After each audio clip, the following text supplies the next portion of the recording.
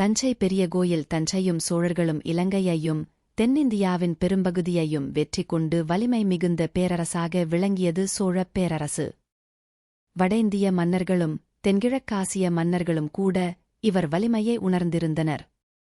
மத்திய காலப் பகுதியில் பேரரசாக வளர்ந்து நின்ற சோழர்களின் மூதாதையர்கள் சங்ககால முதலே தமிழகத்தில் உறையூரைத் தலைநகராகக் கொண்டு அரசு புரிந்தவர்கள்.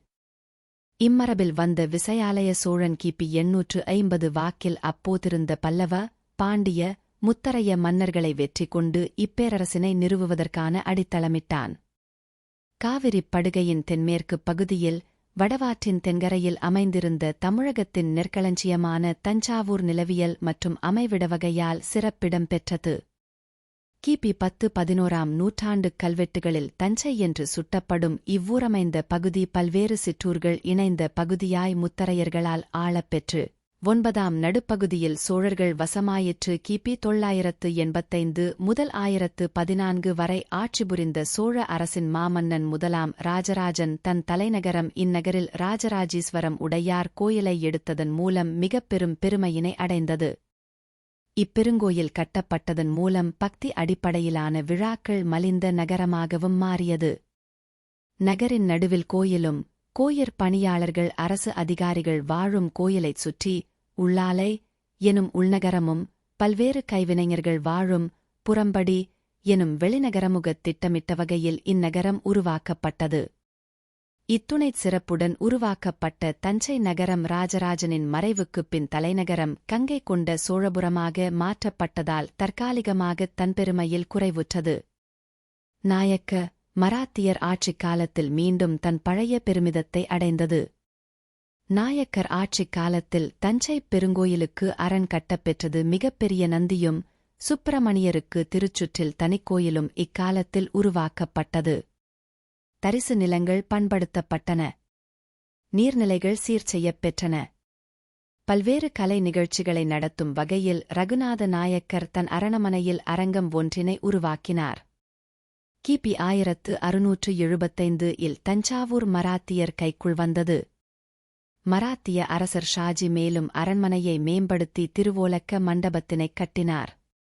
பல்வேறு துறை சார்ந்த அறிவுச் செல்வங்களான் ஓலைச்சுவடிகள் தொகுக்கப்பட்டு சரஸ்வதி மகால சுவடியகத்தில் பாதுகாக்கப்பட்டது. நகரில் ராசகோபாலசாமி கோயில் கட்டப்பட்டதால் ஊருக்கு மேலும் பொலிவு சேர்ந்தது. எளியோரும் பயன்பெறும் வகையில் நிறைந்த அளவில் வழிப்போக்கர் மண்டபங்களும் சத்திரங்களும் கட்டப்பட்டன.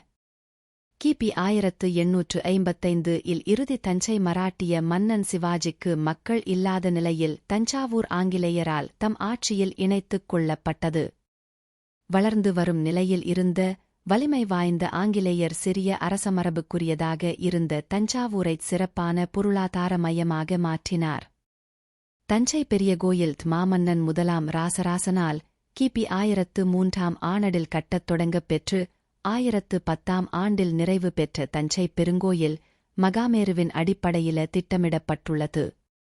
3.66 மீட்டர் உயரம் கொண்ட லிங்க வடிவிலான சிவன் பெருமன்னன் ராசராசன் பெயரால் ராசராசீஸ்வரமுடையார் என்று அழைக்கப்பட்டார். ஏறத்தாழ 50 கிராம் தூரத்திறகு வெளியிலிருந்து கொண்டுவரப்பெற்ற கருங்கற்களைக் கொண்டு 240 மீட்டர் நீளமும் 120 மீட்டர் அகலமும் கொண்ட பெரும்பரப்பில் இக்கோயில் நிர்மாணிக்கப் பெற்றுள்ளது.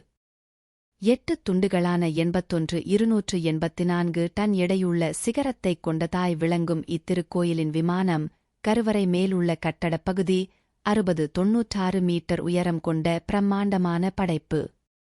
சதுர வடிவிலான கருவறையினைக் கொண்ட இக்கோயில் இரட்டைச் சுவர்கள் கொண்ட அடித்தளம் காரணமாக மேலுயர்ந்து நிற்பது சாத்தியமாயிற்று. கருவறையினைச் சுற்றி வரும் வகையில் திருச்சுற்று அமைக்கப்பட்டு திருச்சுற்று சுவர்களில் ஓவியங்களும் மேல் அடுக்கில் சிற்பங்களும் நேர்த்தியாக வடிவமைக்கப்பட்டுள்ளன. கருவறை நடுவிருக்கச் சுற்றிலும் சண்டிகேஸ்வரர், தேவி, சுப்பிரமணியர், விநாயகர், அரசகுருவாம் கருவூர் தேவர் ஆகியோருக்குத் தனித்தனியே சிற்றாலயங்கள் வெளித்திருச்சுற்றில் அமைக்கப்பட்டுள்ளன. நந்திக்கொன்றும் ஆடல் வல்லானுக்கொன்றுமாக 2 மண்டபங்கள். அனைத்தையும் சுற்றிய சோழர் காலத்திலேயே கட்டப்பெற்ற திருச்சுற்று மாளிகை, ராசராசன் திருவாயில், கேரளாந்தகன் திருவாயில் என்ற 2 வாயில்கள், அவற்றின் மீது கோபுரங்கள் ஆகியவற்றைக் கொண்ட பெரும் வரலாற்று சிறப்பு வாய்ந்த சின்னமாய் நிலவுகிறது. மராட்டியர் காலத்தில் வெளியில் வளைவு ஒன்றும் இணைக்கப்பட்டது. கோயிலின் அடித்தளத்திலும் சுவர்களிலும் சோழர், பாண்டியர், விஜயநகரர், நாயக்கர், மராத்தியர் காலத்தில் பொறிக்கப்பட்ட கல்வெட்டுகள் மூலம் இக்கோயிலுக்கு அரசர்களும் அவர்தம் குடும்பத்தினரும் பிறரும் கொடுத்த கொடைகளும் நிறுவிய அறங்களும் தெரிய வருகின்றன. பொன்னிலும் செம்பிலுமாகச் செய்தளிக்கப்பட்ட இறைவனின் திருமேனிகள், கொடையாக வழங்கப்பட்ட பொன், பொருள், நிலம் அவை அனைத்தும் கோயிலில் நிர்வகிக்கப்பட்ட முறை ஆகியனவும் மிக விரிவாகப் பதிவு செய்யப்பட்டுள்ளன. இக்கோயிலுக்கு வழங்கப்பட்டிருந்த நிலங்களிலிருந்து ஆண்டுக்கு 1,16,000 கலனல் வருவாயாக வர வகை செய்யப்பட்டிருந்தது. விமானத்தின் கீழ்த்தளக் கோட்டங்களில் விநாயகர், ஸ்ரீதேவி, பூதேவியுடனான திருமால், பிச்சாடனர், காலாந்தகர், ஆடல்வல்லார், உமையொருபாகர், சந்திரசேகரர் உள்ளிட்ட பல்வேறு திருவுருவங்கள் இடம்பெற்றுள்ளன. மேல்தளக் கோட்டங்கள் அனைத்திலும் திரிபுராந்தகத் திருமேனிகளே அணி செய்கின்றன என்பது குறிப்பிடத்தக்கது. இது போன்ற கோவில் மற்றும் கோவிலை சார்ந்த வீடியோக்களை தெரிந்து கொள்ள மறக்காமல் சேனலை சப்ஸ்கிரைப் பண்ணுங்கள். நன்றி.